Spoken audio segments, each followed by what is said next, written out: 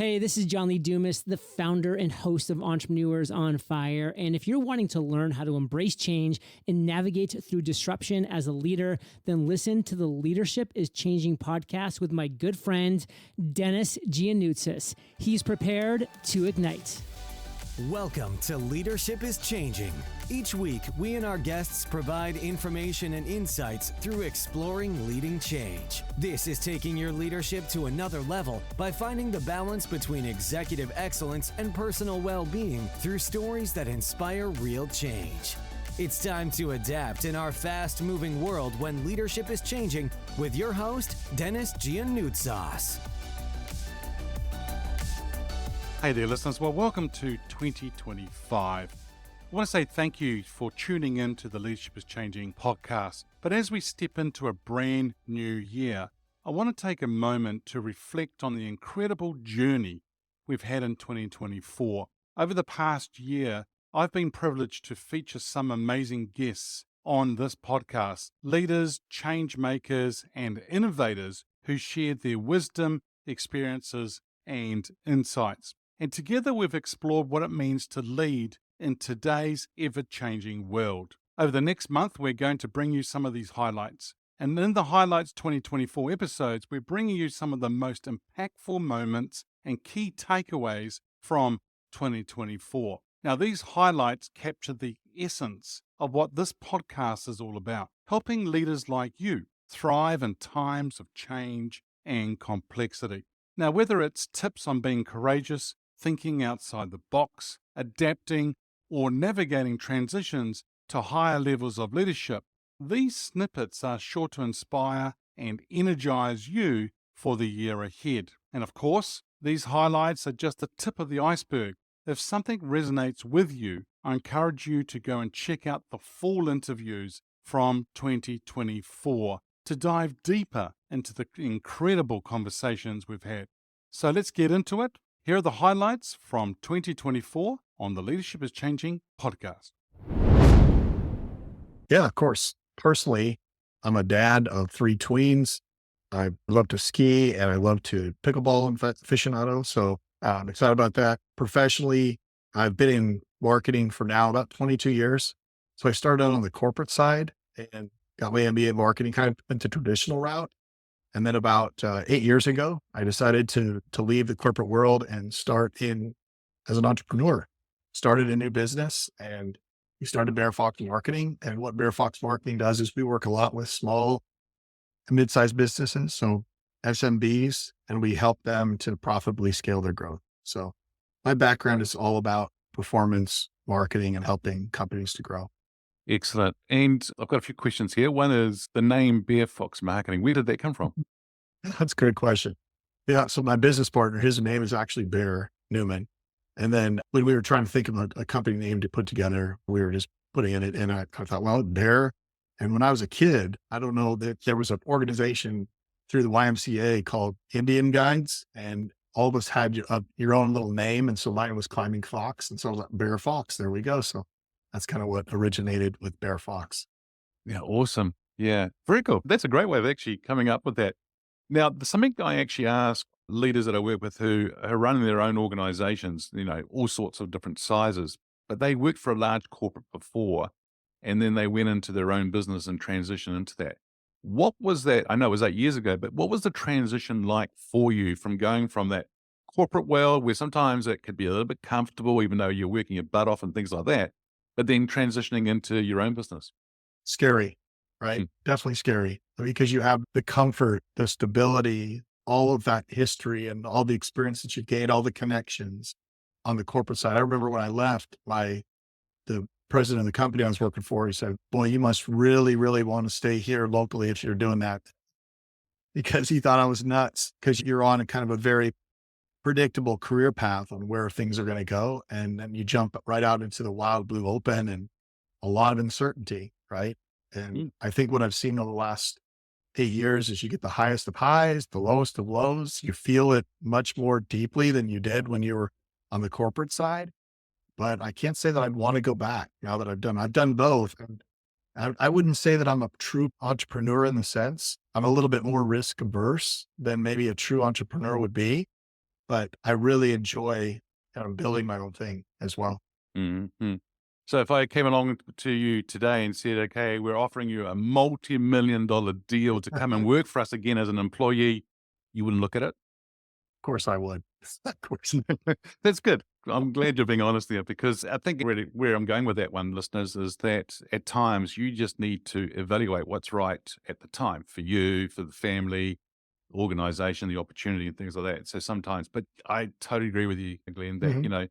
Well, it's that, kind of, it's funny because one thing you hear a lot with people that start their own business is, well, you don't have anybody you're gonna have to report to, or nobody you're answering to. But the truth is that's not true. You've got your clients and you answer to them. And so there's never like a true freedom where I have nobody I need to keep happy. And so that's true whether you're an entrepreneur. It's true whether you're in corporate marketing.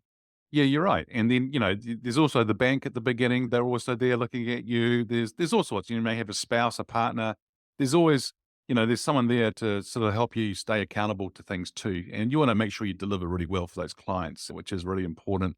Okay, cool. So that's all good. Now, the question I've got for you is, how did you get into leadership in those large corporate roles? Were you in a leadership then? How did you get into it? Yeah. Yeah. I would say that kind of evolved over time. So I love the quote, first you learn and then you earn. And I think the same comes with leadership is you really have to learn first. You have to start. Sometimes the people that I work with these days, particularly Gen Zers, they come in and they want to come in and make an immediate contribution and move into a management role right away, into a leadership role right away. And I think it's really important to be patient because there's a time for that. And I also think that there's certain personalities that make great managers and there's others that don't. And it's not a knock on you if you don't have those attributes to be a good manager. There's great executors out there and you don't have to become a manager. You don't have to be a leader. But I think as I was going through my career, some people, some mentors that I had just kind of saw some of that in me and said, hey, let's develop this, and started giving me little opportunities to manage somebody else, coach someone else. And I think that that's something I kind of look for when I'm looking for people on who's going to be a good leader or manager in my company, is to say who's all about themselves and their own performance. And then who's about how can I help this person or this teammate? And they're more externally focused. And some people, that's not for everybody, right? But those are like some of the things I look for. Who could be my next round of leaders I can develop? Yeah, and I think there's the flip side too, that sometimes as leaders, we want to find someone to go and take that management role, and we look around and there's probably our best executor, a subject matter expert, and we go, oh, you'll be great. And then a lot of leaders don't set them up for success and they fail, and it's just a sad story. Yeah. But I think the big thing here is that and even there's probably people in roles today, Glenn, who I think they're just probably not happy being in the role that they are. And I always say to them, hey, if you don't want to be a leader, it's okay to say so, because there's going to be something for you to go and excel out and do really well. So why not say so rather than being miserable? For sure. I learned the hard way. I've made mistakes of putting people in leadership roles that shouldn't have been in that role. And I think about one in particular example where this lady, and she was fantastic, my top performer. And she had an amazing, she played collegiate sports and very competitive and just very competent in what she did, came in and just did a great job. And so I thought naturally she'd be a great manager. I was like, I want her to teach everybody else everything that she knows. And then I put her in that role and she floundered. It was so difficult for her.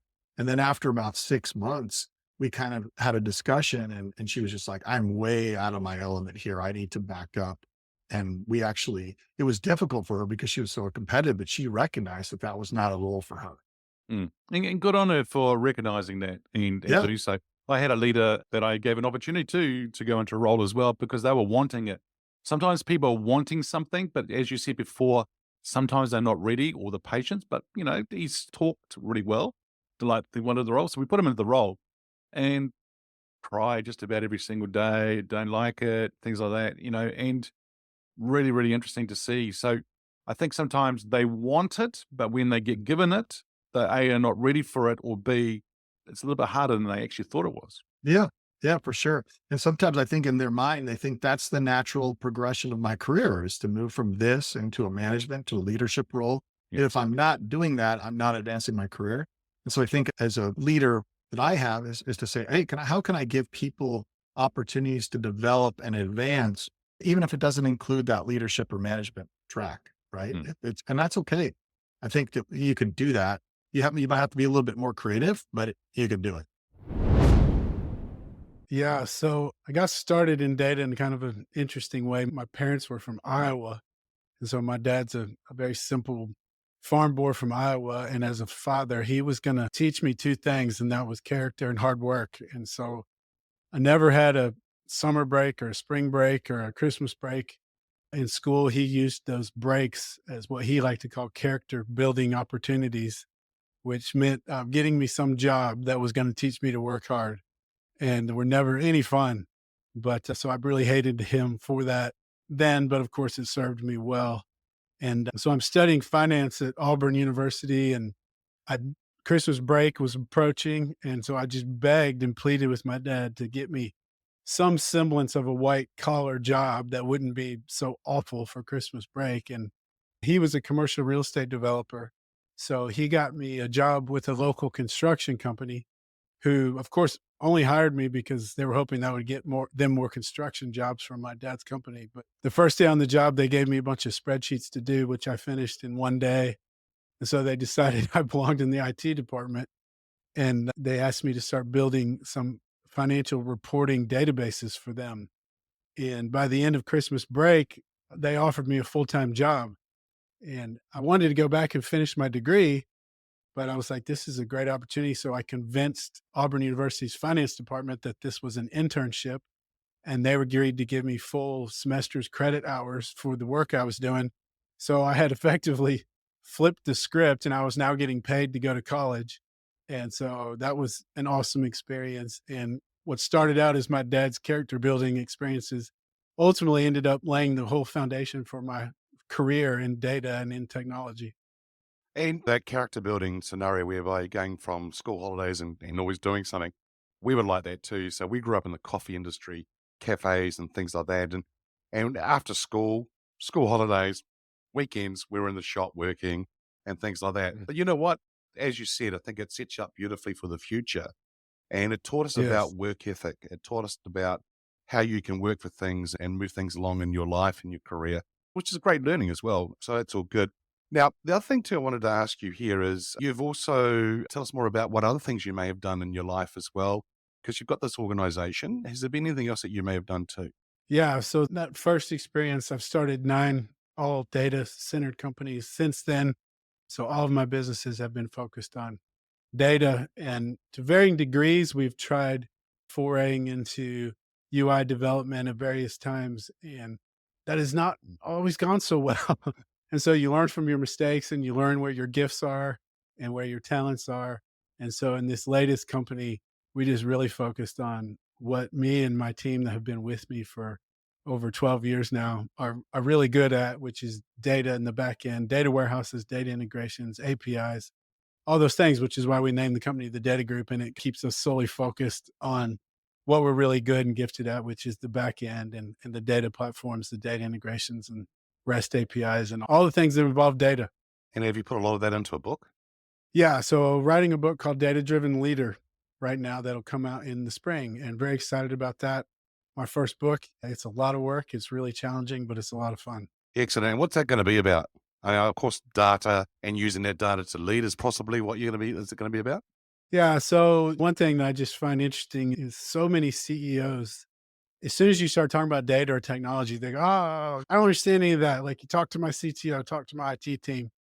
And it's like, well, wait a minute. You lead every other department of your company, but you outsource the leadership of your IT department. Technology is like the future of everything, right? So why are we not leading? And you may not have understood manufacturing, but what'd you do? You asked enough questions to understand it well enough to set the vision and lead the mission and lead the team. And technology is no different. And if you're smart enough to lead a company, you are definitely smart enough to understand data, which is nothing but strings, dates, and numbers, and technology. And you just need to ask a few questions. You need to understand it well enough, set the vision, set the mission, and lead your technology department, for heaven's sakes. So that's one of the points of the book is, hey, let's stop as leaders. Let's stop outsourcing the leadership of our technology. Let's grasp it. Let's understand it. It's not complicated. and let's be the leaders of our technology departments.